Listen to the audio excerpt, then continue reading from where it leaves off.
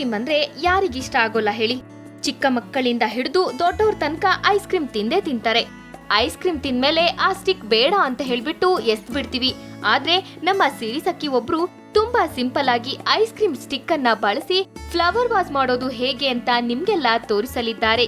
ಈ flower was ಮಾಡುವ ವಿಧಾನ ನಿಮಗಾಗಿ. ನಾನಿವತ್ತು ನಿಮಗೆ ಐಸ್ ಕ್ರೀಮ್ ಸ್ಟಿಕ್ಕಿಂದ ಫ್ಲವರ್ ವಾಸ್ ಮಾಡೋದು ಹೇಗೆ ಅಂತ ಹೇಳ್ಕೊಡ್ತೀನಿ. ಬೇಕಾಗಿರುವ ಸಾಮಗ್ರಿಗಳು ಐಸ್ ಕ್ರೀಮ್ ಸ್ಟಿಕ್ ಮತ್ತು ವೈಟ್ ಗ್ಲೂ. ಮೊದಲಿಗೆ ಐಸ್ ಕ್ರೀಮ್ ಸ್ಟಿಕ್ನ ಟ್ರಯಾಂಗಲ್ ಥರ ಇಟ್ಕೊಳ್ಬೇಕು. ಆಮೇಲೆ ಐಸ್ ಕ್ರೀಮ್ ಸ್ಟಿಕ್ನ ಸ್ಟಾರ್ ರೀತಿ ಕಾಣೋ ಥರ ಇಟ್ಕೋಬೇಕಾಗುತ್ತೆ.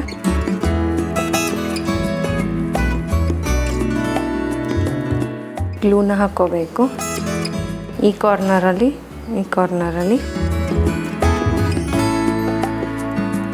ಪೇಸ್ಟ್ ಮಾಡಿ, ಮತ್ತು ಈ ಕಾರ್ನರಲ್ಲಿ ಗ್ಲೂ ಹಾಕ್ಕೋಬೇಕು.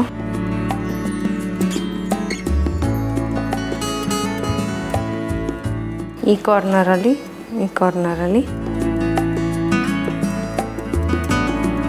ಅದು ಡ್ರೈ ಆಗೋಕ್ಕೆ ಬಿಡಬೇಕಾಗುತ್ತೆ ಸ್ವಲ್ಪ ಹೊತ್ತು. ಇದು ಈ ಥರ ಆದಮೇಲೆ ಇದನ್ನ ಉಲ್ಟಾ ತಿರುಗಿಸ್ಬೇಕು. ಉಲ್ಟಾ ತಿರ್ಸಾದ್ಮೇಲೆ ಈಗ ಔಟ್ವರ್ಡಲ್ಲಿ ಹಾಕ್ಕೊಂಡು ನಾವು 12 ಲೇಯರ್ಸ್ ಮಾಡ್ಕೊಂಡು ಬರಬೇಕಾಗುತ್ತೆ.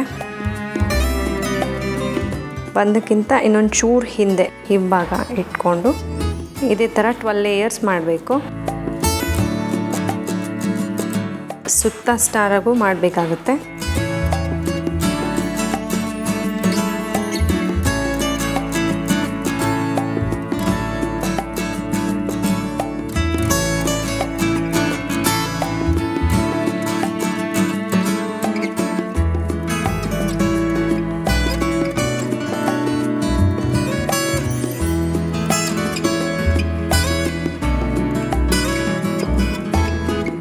ಒಂದು ಹಿಂದೆ ಒಂದು ಹೀಗೆ ಫುಲ್ ಜೋಡಿಸ್ಕೋಬೇಕು. 12 ಲೇಯರ್ ಆಗಬೇಕದು.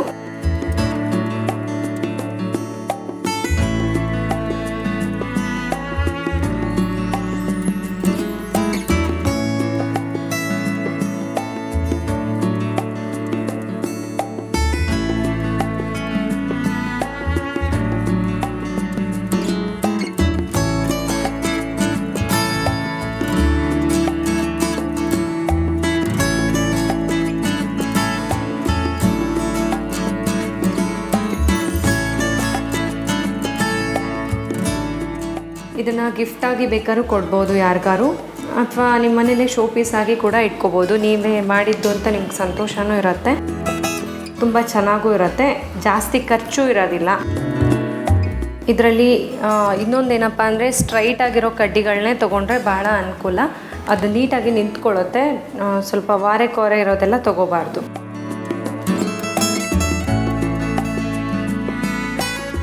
ಆಲ್ಮೋಸ್ಟ್ ಎಂಡ್ ತನಕ ಬರಬೇಕು, ಅಲ್ಲಿವರೆಗೂ ಇದನ್ನು ಜೋಡಿಸ್ಬೇಕಾಗತ್ತೆ. ಒಂದು ವೇಳೆ ನೀವು ಮಾಡಿರೋ ತಪ್ಪಾಗಿದ್ದರೆ ಒಂದು ಹೆಚ್ಚು ಕಮ್ಮಿ ಆದರೂ ಪರವಾಗಿಲ್ಲ, ಒಂದು 13 ಲೇಯರ್ ಬಂದರೂ ಪರವಾಗಿಲ್ಲ. ಒಟ್ಟಿನಲ್ಲಿ ಎಂಡ್ವರೆಗೂ ಬರಬೇಕು, ಅಲ್ಲಿವರೆಗೂ ಹಾಕಬೇಕಾಗತ್ತೆ.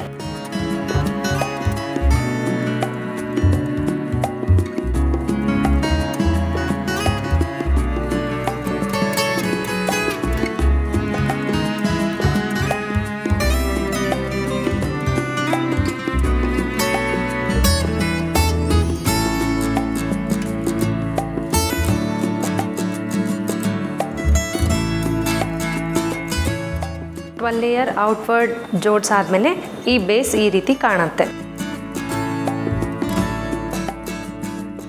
ಇದುವರೆಗೂ 12 ಲೇಯರ್ ಔಟ್ವರ್ಡ್ ಜೋಡಿಸಾಯಿತು. ಈಗ ಅದೇ ಥರ 12 ಲೇಯರ್ನ ಇನ್ವರ್ಡ್ ಜೋಡಿಸ್ಬೇಕಾಗತ್ತೆ. ಅದೇ ಥರ ಸೇಮ್ ಸ್ಟಾರ್ ಫುಲ್ ಸುತ್ತನೂ ಹಾಕ್ಕೊಂಡು ಬರಬೇಕು. ಸೇಮ್ ಇನ್ವರ್ಡ್ ಹಾಕ್ಕೊಂಡು ಬರಬೇಕಾಗತ್ತೆ. ಆದಷ್ಟು ಸ್ಟ್ರೈಟಾಗಿರೋ ಕಡ್ಡಿ ತೊಗೊಂಡ್ರೆ ಒಳ್ಳೆಯದು.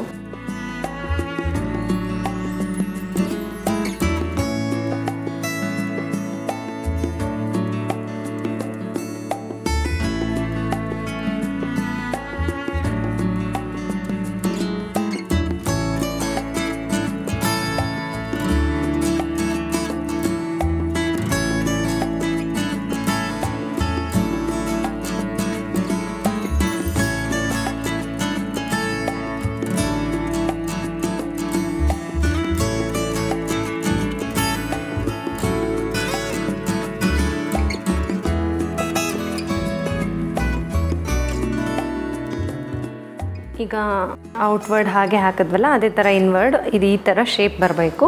ಟೋಟಲಿ ಅದು ಟ್ರಯಾಂಗಲ್ ಶೇಪಲ್ಲಿ ಬರಬೇಕು. ಆವಾಗ ಅದು ಸರಿ ಇದೆ ಅಂತ ಅರ್ಥ.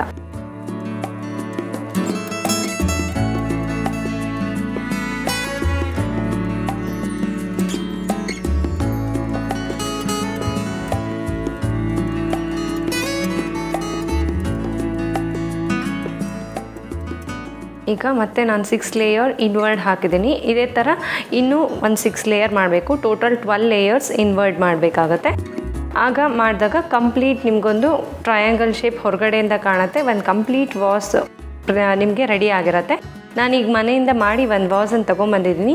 ಯಾಕಂದರೆ ಇದು ಫೆವಿಕಾಲ್ ಒಂದು ಸ್ವಲ್ಪ ಒಣಗೋಕ್ಕೆ ಟೈಮ್ ತೊಗೊಳುತ್ತೆ. ಹಾಗಾಗಿ ನಾನು ಮನೆಯಿಂದನೇ ಮಾಡ್ಕೊಂಡು ತೊಗೊಂಬಂದಿದ್ದೀನಿ. ಅದು ಹೇಗಿದೆ ಅಂತ ತೋರಿಸ್ತೀನಿ. ಇದು ನಾನು ಮನೆಯಿಂದನೇ ಮಾಡಿ ತೊಗೊಂಡು ಬಂದಿರೋದು. ಈ ರೀತಿಯಾಗಿ ಶೇಪ್ ಬರಬೇಕು.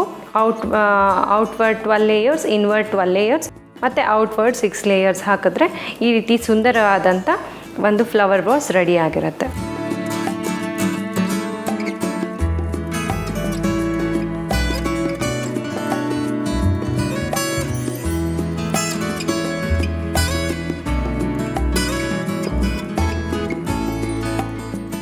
ನೋಡಿ, ಈಗ ಸುಂದರವಾದಂಥ ಫ್ಲವರ್ ವಾಸ್ ರೆಡಿ ಆಗಿದೆ. ನಿಮ್ಮ ಟೇಬಲ್ ಮೇಲೆ, ಟಿ ವಿ ಪಕ್ಕ ಎಲ್ಲಿ ಬೇಕಾದ್ರೂ ಇಟ್ಕೋಬೋದು. ತುಂಬ ಚೆನ್ನಾಗಿ ಕಾಣುತ್ತೆ, ಅಟ್ರಾಕ್ಟಿವ್ ಆಗೂ ಇರುತ್ತೆ. ನೋಡಿದ್ರಲ್ಲ ವೀಕ್ಷಕರೇ, ಇಷ್ಟು ತನಕ ತೋರಿಸಿದ್ನಲ್ಲ ಫ್ಲವರ್ ವಾಸ್ನ. ನೀವು ಮನೇಲಿ ಹಾಗೆ ಪ್ರಯತ್ನ ಪಡಿ, ನಿಮ್ಮ ಮನೇನೂ ಅಲಂಕಾರಗೊಳಿಸ್ಕೊಳ್ಳಿ. ಐಸ್ ಕ್ರೀಮ್ ಸ್ಟಿಕ್ ಅನ್ನ ಬಳಸಿ ಎಷ್ಟು ಸುಂದರವಾಗಿ ಫ್ಲವರ್ ವಾಸ್ ಅನ್ನ ರೆಡಿ ಮಾಡಿ ತೋರಿಸಿದ್ರು ಅಲ್ವಾ? ನಿಮ್ಗೆ ಇಷ್ಟವಾದ್ರೆ ಇದಕ್ಕೆ ಪೇಂಟಿಂಗ್ ಕೂಡ ಮಾಡಬಹುದು. ಹಾಗೆ ಇಂತಹ ice cream stick flower vase ನಿಮ್ಗೇನಾದ್ರೂ ಇಷ್ಟವಾಗಿದ್ರೆ ಮನೆಯ ಅಂದ ಚಂದಕ್ಕೆ ನೀವು ಸಹ ಇದನ್ನ ರೆಡಿ ಮಾಡ್ಕೊಳ್ಬಹುದು.